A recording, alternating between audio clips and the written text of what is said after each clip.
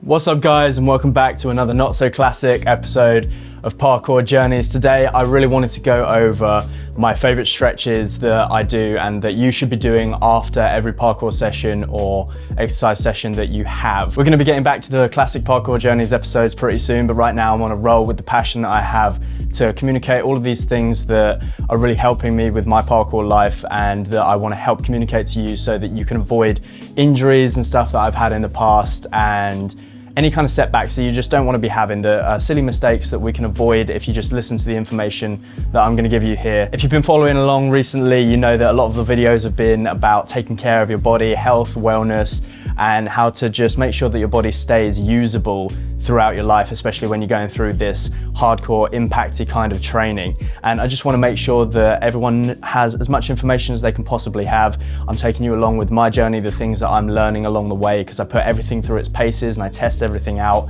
It's not really about me just doing some research in the scientific world and then bringing it back to you guys and being like, this is what I found. It's like I'm putting stuff through its paces and I'm sharing with you the mistakes that I've made and the ways that you can prevent yourselves from going through these mistakes and having these setbacks. And if you listen, you're gonna have a nice long parkour career or whatever kind of exercise career that you want to have. So I hope you're enjoying these videos, guys. If you are new here, please do consider subscribing. We usually go around from town to town and take you along in a vlog style, explaining how we're getting over our fears and what we're doing with our movement and how we're learning different moves in different places. But I'm also releasing a lot of these talking to the camera videos that do deep dives into how to take care of your body, how to have longevity in your training and how to prevent injury and how to just be better as an athlete overall, because taking care of your body is what's going to give you that edge, what's going to make you the best athlete that you can be and the best parkour practitioner that you can be. And it's not about beating other people, being better than other people. It's about how to get the absolute most out of yourself. And if you're committed to this kind of a journey, then this is the information that you're going to want. So please hit that subscribe button, hit the notification bell, don't miss an episode. We're giving you some information that's just not out there at the moment. So I really hope that you enjoy, and let me know in the comment section down below if you are enjoying these videos, because I'm on a real roll with helping you guys get the most out of your bodies and just sharing this information I've been building up and learning over my 12 years of training. I'm 26 now. I'm getting the most out of my body that I've ever got out of it, more than when I was 16, 17, when I should have been at my peak for parkour, but I'm better now than I've ever been. I've overcome repetitive strain injuries and just the stiffening up that you apparently get as you get older. I've managed to find methods to conquer and make sure that that doesn't happen. So let's crack into how to stretch after doing parkour.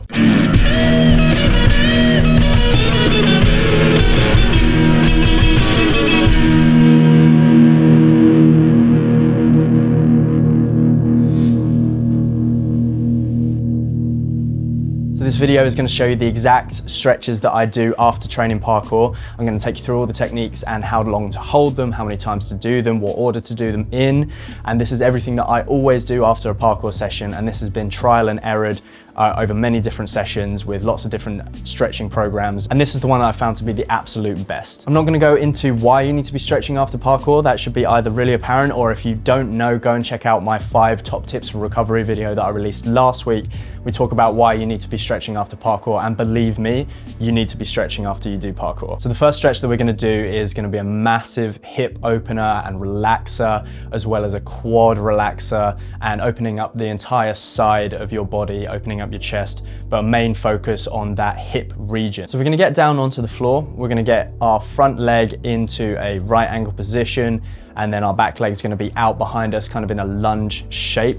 And then we're going to lean onto that front foot, grab the back ankle and lift it up towards your bum. You don't want to have your hips too far back. You want to be tilting your pelvis forward so you can get the maximum stretch in that hip.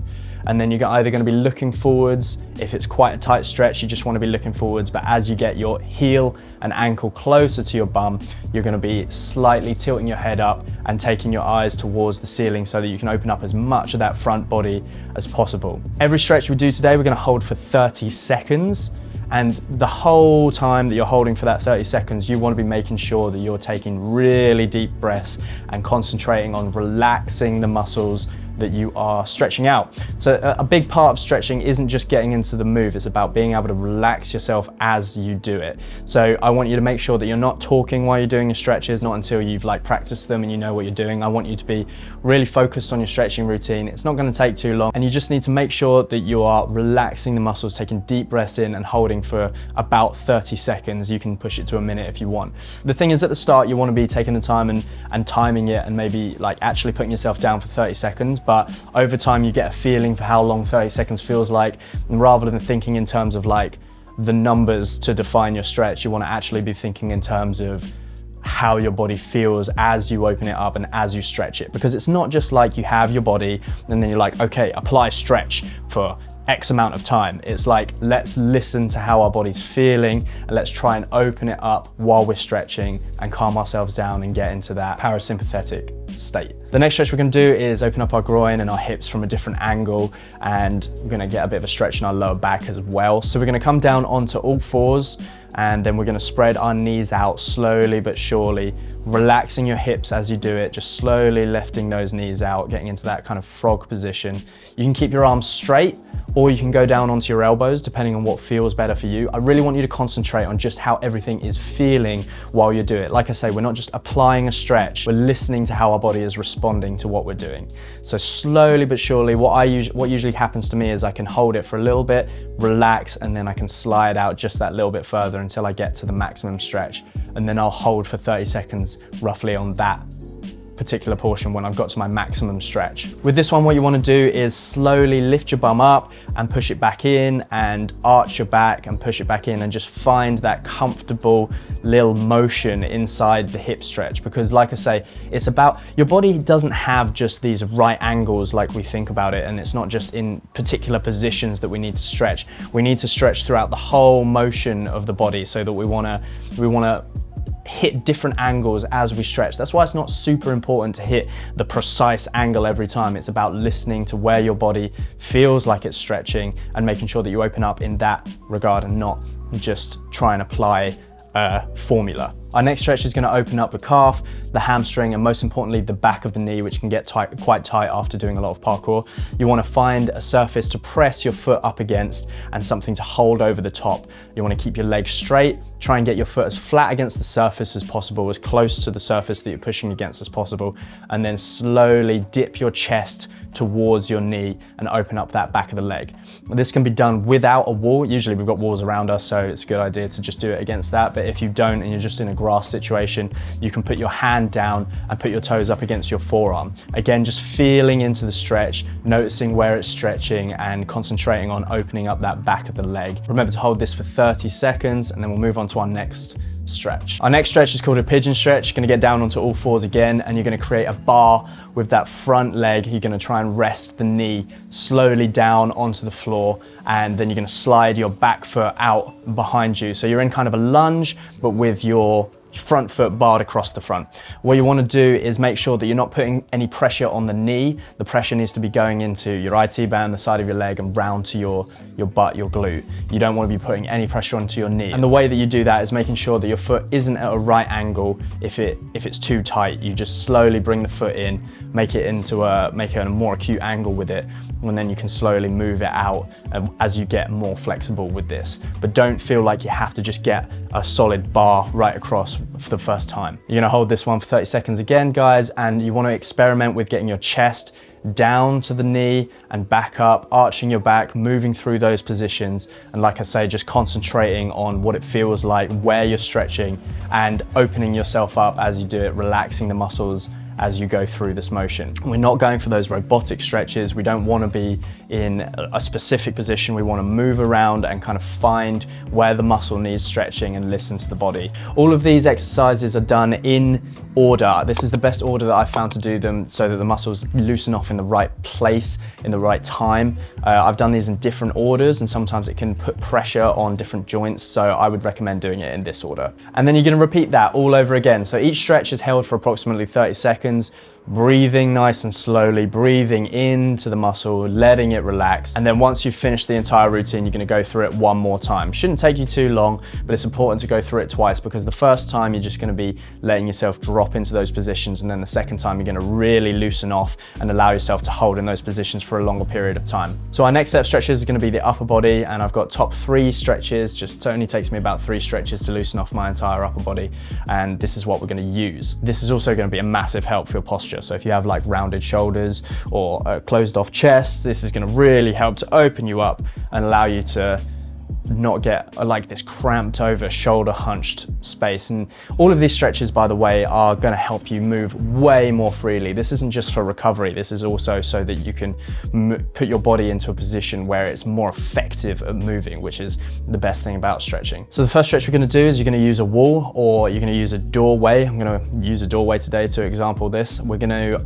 put our forearm and our hand flat against the doorway. We're going to take the same leg as the arm we're using and put that as a lunge through the doorway, and then we're going to slowly push our elbow into the doorway and turn away from it, lean into the doorway and open up that chest, that shoulder, and just slowly move in and arch and push through the leg. And you can also use this to slightly open up your hips as you push through your foot as well. So this is quite an opening stretch for that whole front body. Again, we're gonna hold this for 30 seconds. Don't worry too much on the angle, but I would recommend that you get your elbow just about in line with your shoulder, maybe a little bit lower, but just focus on making sure that you're opening up and stretching your chest and your shoulder, and you're not just putting pressure on your elbow. Next up, we're gonna open up our biceps and do more to open up our chest. And we're gonna take our hands and put it upside down against a wall, and then slowly stretch the arm out and turn away from the wall.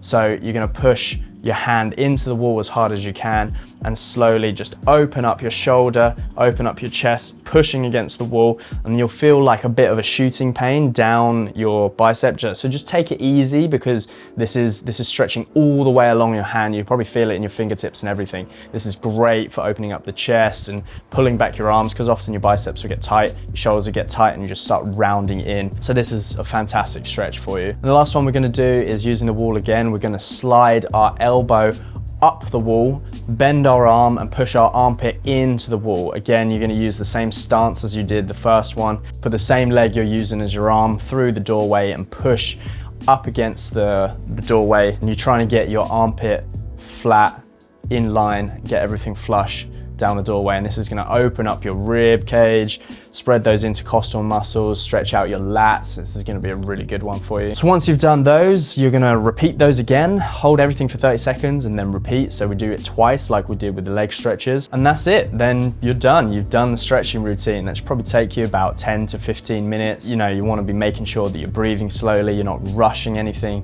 And believe me guys, you're gonna feel so nice and loose after this. Try and focus on the feeling that it's giving you when you do this, because if you do that, then you're more inclined to want to do this some more. You don't want to be there going like resisting it the whole time, like, oh, I don't want to stretch, but I've got to because it's like what I'm supposed to do.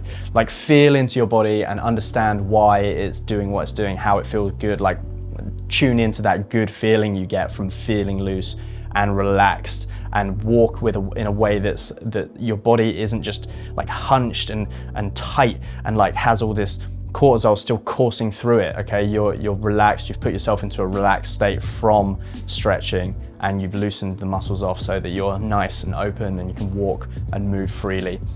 I really recommend that you do this, guys. I strongly urge you to do this after your training sessions, and I really hope this helps. Let me know in the comments down below if you've tried it out, how it's helped you and what you felt after stretching. Do you normally stretch? Is this inspired you to stretch? I really hope it has. Thanks for watching, guys. I really appreciate every single one of you. I'm really trying to give you as much good information as I can, and I really hope you're enjoying these videos. Please let me know if these are the kind of videos you're enjoying. Let me know if you're gagging to get the vlogs back and you want to see some movement again. Hopefully we'll have one like that next week. Please remember to subscribe. Share this with anyone who you think needs this kind of information, who might be neglecting their stretches. Maybe share it with your class if you're a coach. And yeah, I really, really appreciate every single one of you, and I'll see you on the next one.